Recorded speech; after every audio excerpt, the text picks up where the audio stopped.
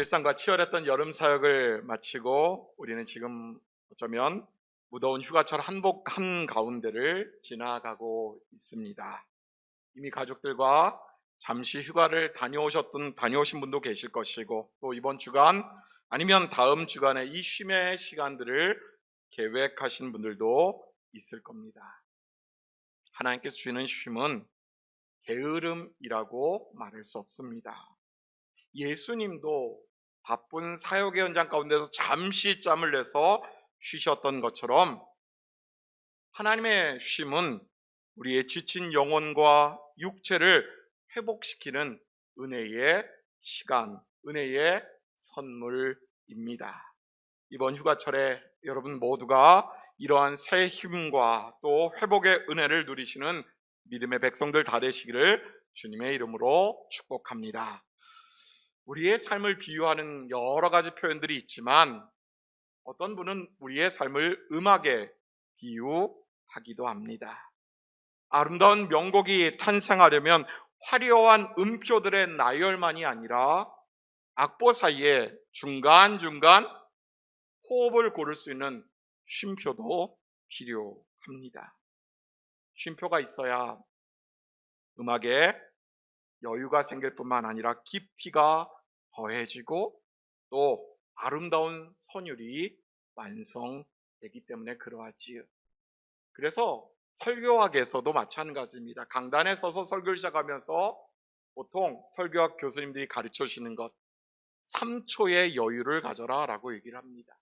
이 정도를 한번 둘러보면서 관심을 또한 시선을 바라보고 시작하라라는 이야기인데요. 만약에 이러한 쉼표가 없다면 그 음악은 연주자를 지치게 합니다. 쉼표 없이 음표만 계속된다면 아무리 반주를 잘하시는 김미진 집사님도 따라가기 어려울 겁니다. 그렇죠? 그리고 듣는 사람들은 그것을 음악이 아닌 소음으로 받아들이게 됩니다. 따라서 휴가 기간의 쉼은 삶을 멈추는 시간이 아니라 마음의 여유를 되찾는 시간이요, 지친 심령에 새 힘을 더하는 시간이요, 영과 육을 회복시켜서 우리의 인생을 더 풍성하고 아름답게 만드는 영적인 쉼표와 같다, 이렇게 말할 수 있습니다. 그런데 우리는 종종 오해합니다.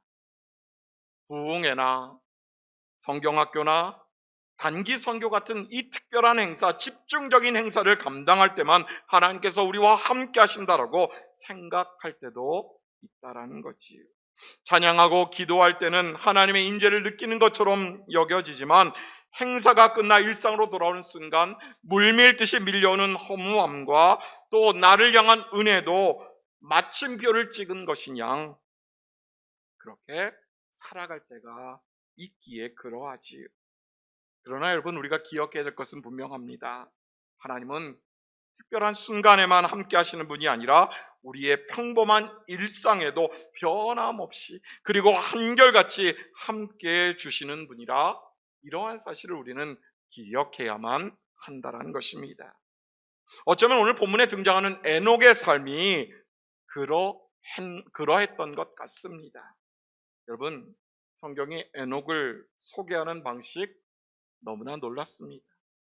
그가 기적을 행했다라는 그런 표현 없습니다. 그가 위대한 업적을 남겼다라는 표현 없습니다. 그리고 그가 한 나라를 다스리는 왕이거나 또한 누군가를 이끄는 지도자였다라는 표현 또한 전혀 나타나지 않습니다. 오히려 그의 삶을 담담하게 그리고 담백하게 기록하고 있는데요. 본문 22절 말씀 우리 함께 읽습니다. 무드셀라를 낳은 후 300년을 하나님과 동행하며 자녀를 낳았으며, 아멘. 마치 평범한 일상을 기록하는 이 짧은 구절 속에서, 이 말씀 속에서 성경은 가장 중요한 한마디를 우리에게 이야기해주고 있지요. 여러분, 그것이 무엇일까요? 그가 하나님과 어떻게 했다고요? 동행함으로 이렇게 적고 있습니다. 그렇습니다. 에녹의 위대함은 특별한 사건이나 업적이 아니라 300년이라고 하는 긴 세월 동안 반복되는 일상 속에서 그가 하나님과 함께 걸어갔다라고 하는 것, 바로 거기에 방점을 찍고 있는 것이지요.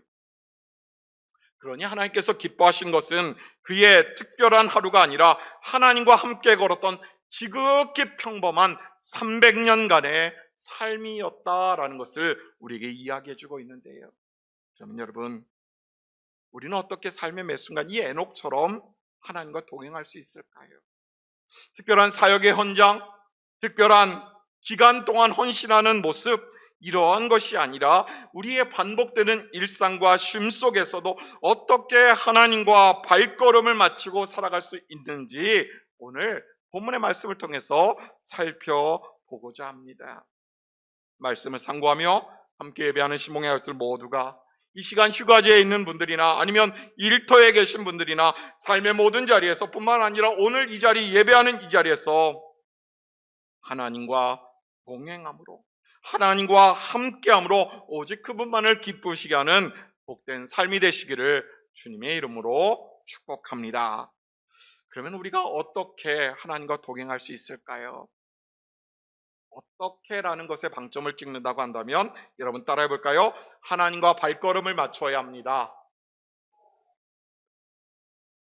에녹의 삶에서 가장 주목해야 할 것은 그가 하나님과 동행하는 삶이었다라는 사실입니다. 본문 22절과 24절에서 에녹의 삶을 성경은 이렇게 기록하지요. 에녹이 하나님과 동행하더니 이렇게 적고 있습니다. 동행한다라고 하는 것은 그 같은 목적지를 향해 가는 여정, 그곳에 있다라는 것이 아니라 하나님과 매 순간 지속적인 교제를 나누며 그분의 뜻에 내 삶을 맞추어 살아갔다라는 의미입니다. 그러니 동행이라고 하는 단어는 연합이라는 단어와도 같은 의미를 가지고 있습니다. 즉, 에녹이 하나님과 연합했다. 에녹의 믿음은 특별한 순간만의 열심이 아니라 300년 동안 이어진 한결같은 순종의 발걸음이었다라는 것이에요. 결국 하나님께서 기뻐하시는 것은 그가 보여준 업적, 그가 자녀를 얼마나 많이 낳고 어떠한 생업의 현장 가운데 거두어올리는 소출물, 이러한 것이 아니라 그저 하나님과 함께 걸어온 300년의 삶이었다. 바로 이곳에 주목하고 있습니다. 여러분, 이러한 동행을 위해서 우리가 해야 될 것이 무엇일까요?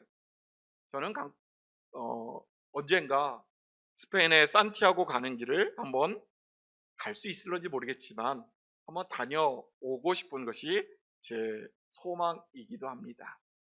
성 야고보의 길이라고 불리는 이 산티아고 순례길, 약 40일 정도 걷는 길이라고 전해지는데요. 그런데 그 가는 여정, 모두가 출발점은 똑같을지 몰라도 가는 속도와 가는 발걸음, 행선지는 다 다를 수 있습니다. 그런데 동행하기 위해서는 어떻게 될까요?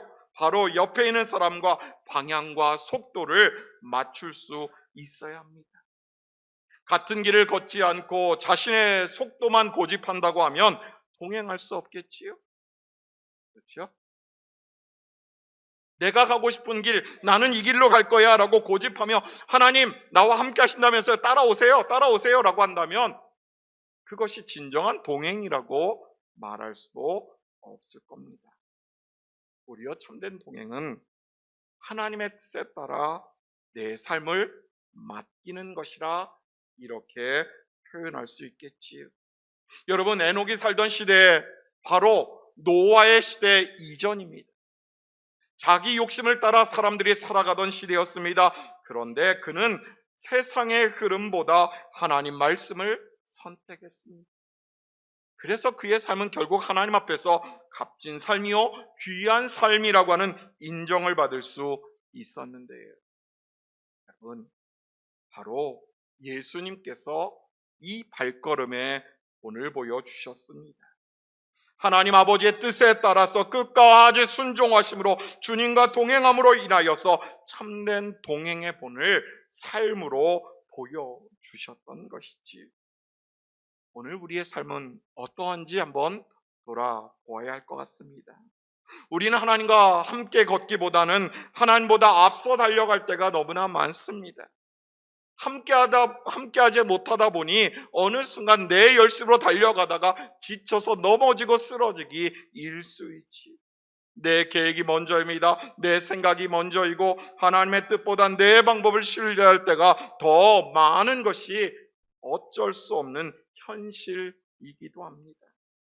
그러나 여러분, 하나님과 진정 동행하는 사람은 하나님께 자신의 걸음을 맞추는 인생이라는 것을 기억해야 합니다. 따라서 이번 휴가철에 단순히 몸만 쉬는 시간이 아니라 잠시 분주했던 삶을 돌아보면서 말씀과 기도로 내 자신을 다시 세워놓는 그러한 시간이 되어야 하지 않을런지. 하나님의 뜻을 구하고 내 속도보다 하나님을 신뢰하며 한 걸음 한 걸음 그 믿음의 여정을 걸어갈 때에 우리도 언젠가 에녹처럼 하나님과 동행하는 인생으로 살아갈 수 있다는 것입니다. 사랑하는 여러분, 말씀드린 것처럼 하나님과 동행하는 삶은 특별한 사람의 삶이 아닙니다.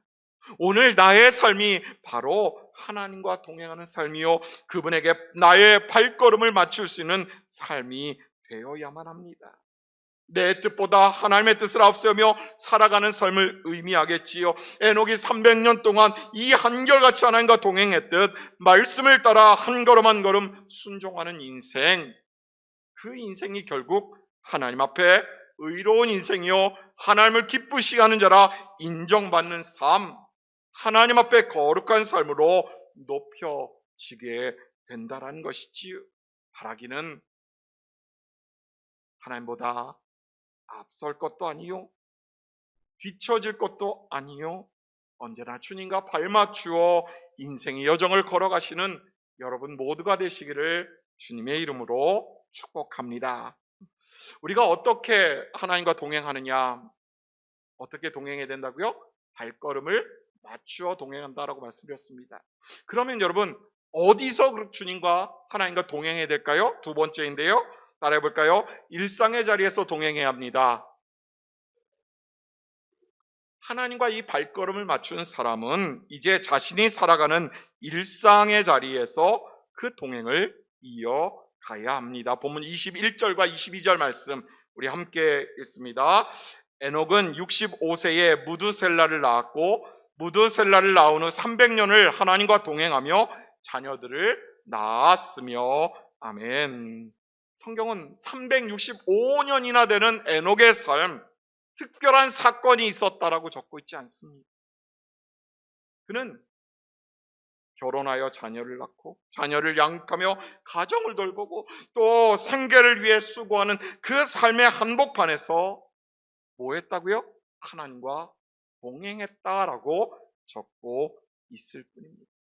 그러니 에녹의 동행은 세상과 동떨어진 그들만의 세상, 그들만의 공간에서 이루어진 것이 아니라 가족들과 함께 내 삶의 현장, 내게 주어진 일과 더불어 울고 웃으며 매일의 책임을 감당하는 이 반복되는 일상에서 이어졌던 것입니다.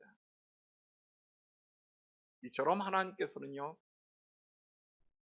특별한 우리의 순간, 특별한 우리의 공로, 업적, 그것뿐만 아니라 우리의 평범한 하루하루를 지켜보고 계신다라는 거지.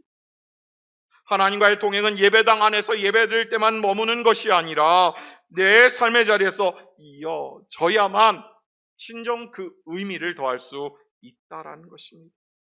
아침에 일어나 가족을 돌보는 시간, 맡겨진 일들을 성실하게 감당하는 일터, 이웃을 섬기며 사랑을 나눌 수 있는 실천하는 그 자리까지 모두가 하나님께서 함께 하시는 현장입니다. 그러니 주일의 예배와 평일의 삶이 동떨어진 것이 아니라 그 마음, 그 자세 그대로 평상시의 삶 가운데 이어져야만 하는 것이지. 여러분, 예수님께서 그 삶의 모습을 보여주셨어요.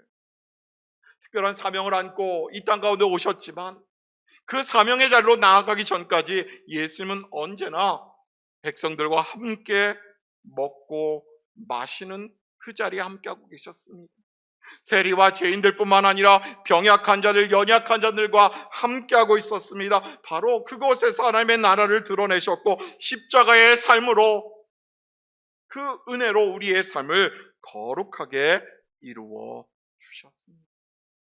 이것이 성경이 가르쳐주는 우리 일상에서의 동행의 모습 아닐런지.